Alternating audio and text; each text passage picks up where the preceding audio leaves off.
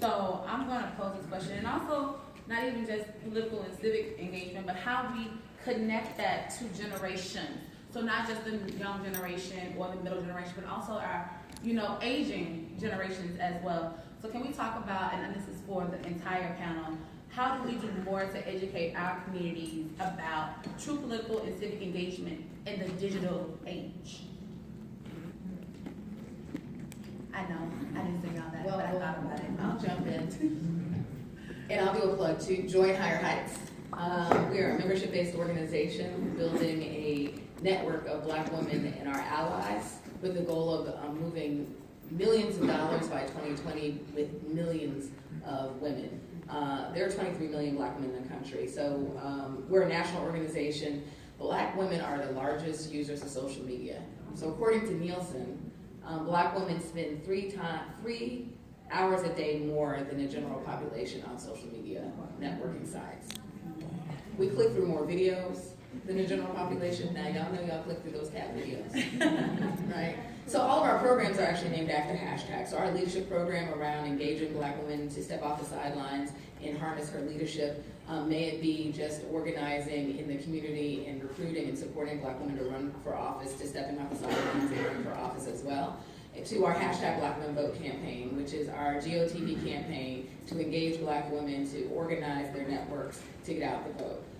So we'd love for you to sign up and be part of the community, online community. Sign up, be a Higher Heights member. Congresswoman Yvette Clarke just came in. She's one of our founding members. But the notion is we will trend a hashtag in a minute, right? We're about to have all of the Empire and Shonda Rhimes night, and we will, Black women in particular, will trend those hashtags. We've seen what we've been able to do with hashtags around social engagement, around Black Lives Matter and Say Her Name. It's the same notion that when we trend hashtags, media pays attention, and then media starts covering those issues. So I think we're using the hashtag this morning. Yes, hashtag divest to invest. So how do we take this room and the 6,000 to 7,000 individuals that are coming to this conference and spread this conference and the discussions that you're going to be sitting in to your network? And it's using the social media and then giving a call to action. So we're going to pause on the rest of the panel actually addressing that question. Congresswoman Yvette Clarke, my soror, my friend, hailing all the way from New York to now. Congresswoman Clarke is an incredible, powerful force, and if you don't know her, get to know her. She's the newest member, I believe, of the Energy and Commerce Committee, and she is doing big things already. So Congresswoman Clarke, I know you have to get to the press conference, but I want to pose one question to you, and that is, how can the general public get involved in the policy process, right? So how do they get in, make sure that their opinions are heard in such a way where we're forming strong agendas that we can get through Congress? Well, first of all, let me thank you, Madam Moderator and Soror, and to the distinguished panelists, to all of you who have come out to our annual legislative conference. Pleasant good morning. It's certainly my honor and my privilege to be here to join in this conversation. This is something that I focus on very strongly on Capitol Hill, and it's a passion of mine, and that is wealth acquisition and sustainability within the Black community. We all have a role in making sure that policymakers are inclusive in terms of the impact that policy has when it's put out into the public sphere. And one of the challenges that we have faced is that legislation tends to be so general, the wording tends to be so vague that recognizing the nuances of communities of color, in particular Black communities, is not necessarily crafted within the verbiage of legislation. So one of the things that is helpful is, one, paying attention. Two, knowing who represents you in Congress, and they may not be a member of the Congressional Black Caucus, but you can give us a heads up. because there are many communities across this nation where we reside that are not represented by members of the Congressional Black Caucus. And those members tend to get a pass. And if we are not knowledgeable about the particular challenges within your respective communities, it's hard for us to hold your representatives' feet to the fire. One of the things that I do, for instance, being a member of the Energy and Commerce Committee, is I look at the landscape of multicultural media. And I look at the fact that I reside in the city of New York, and we don't have one Black-owned radio station in the city of New York. And I ask, well, how did we digress?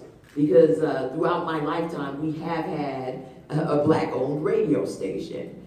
And it's the challenge of identifying those who can invest, who can come together in partnership to be able to compete in the marketplace for these opportunities. And the opportunities are endless given the convergence between traditional communication vehicles and the digital space that is evolving before us.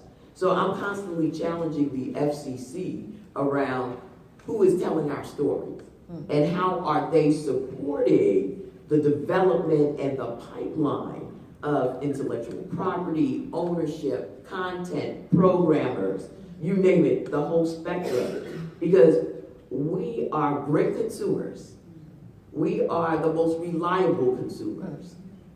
And our wealth is being siphoned from us each and every day because that dollar just does not circulate within our communities. It never has, and we have not reached that point where it is consistent enough for a generation to have a foundation of wealth on which to build.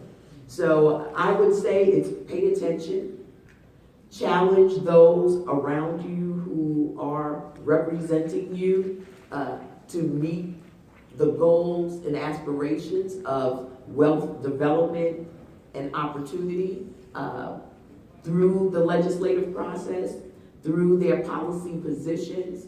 You should know, just based on the person you will go to vote for, what is their position on wealth? What is their position on the mortgage foreclosure crisis, which saw the massive loss of wealth in our communities? Who are the hedge fund equity folk who look like us, who need to be making these investments? And what is the sort of magic to finding those individuals and pairing them with aspiring entrepreneurs that have the talent, the skill, and the expertise to be able to establish corporations? One of my dreams, and I share this all the time, is before I leave this planet to see a number of our corporations traded on NASDAQ. And, I'm pushing each and every day here on Capitol Hill to lay the foundation where that is the case. I understand that that was the case at one point in time, but history for us has been 2 steps forward, 10 steps back. And so we really need to focus on this piece, and I want to thank our conveners today for bringing us together to have this conversation, because, it is so critical in a capitalist society for us to be very focused on wealth development and wealth maintenance.